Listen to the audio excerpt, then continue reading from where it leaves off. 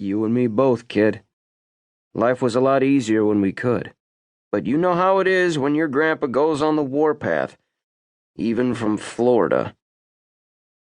They walked in silence for a minute or two, and it seemed like a minute or two, which wasn't always true with time. Buddy thought it felt a proper minute or two long. Then Dad said, "We couldn't take Sheila along if we went on the bike." "She just has to sit outside the door of the diner anyway. She can't come in and eat." "True, but she likes it." "She likes sitting outside?" "Well, I don't know about that, but she likes getting to go, and we always save her something from our plates." "Yeah," Buddy said. He looked up at his dad towering over him. Past Dad's head, he saw thousands of green leaves. They shifted in the breeze, and the sun behind them created a sparkly effect as it appeared and disappeared. Sheila walked alongside him, and he placed his free hand on her back. "Dad?" "Yeah, buddy?"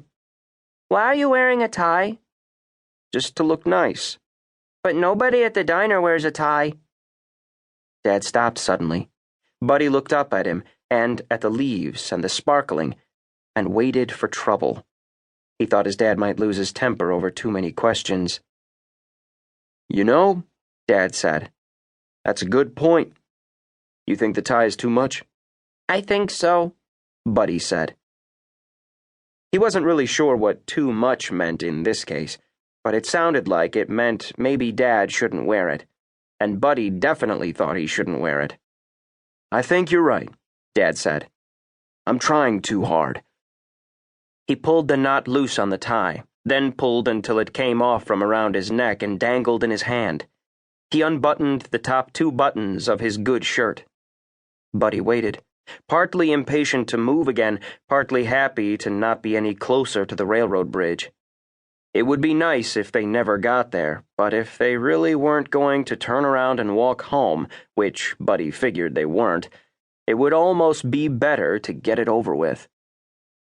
He watched his dad feel around for a shirt or pants pocket that would hold the tie, but from the frown on his dad's face, Buddy figured none of them would. After a time, his dad took the tie over to an evergreen tree and hung it on the stump of a broken-off low branch. He snugged up the Windsor knot, like he was adjusting the tie on the neck of a real person. He had to bend down to reach the branch, and the tie hung down nearly to the ground. "We'll pick it up on the way back," his dad said. Buddy thought that was funny. A tree wearing a necktie, even though none of the other trees did. Trying to stand out, like his dad trying to stand out at the diner so Virginia would notice him. When it was pretty obvious, she already did. They walked again in silence for a time. Then Buddy looked up and saw the railroad bridge, and stopped. He had been wrong about the minutes. They were not proper minutes. They had compressed themselves somehow, squeezed down, and now Buddy and his dad and Sheila were close enough to see the railroad bridge. "Can we go the long way?" Buddy asked. "We tried that last time, and you got tired, and I had to carry you half the way there and all the way home. You're a big boy these days, Buddy. It's not so easy to carry you like when you were a baby. You're not even a toddler anymore. You're heavy, but I'll carry you on my shoulders over the railroad bridge if you want." "No," Buddy said. "That's okay." They walked again. They'd tried that once, and it had only made things worse, because not only had the river been far, far below the railroad ties, but the railroad ties had been far, far below Buddy.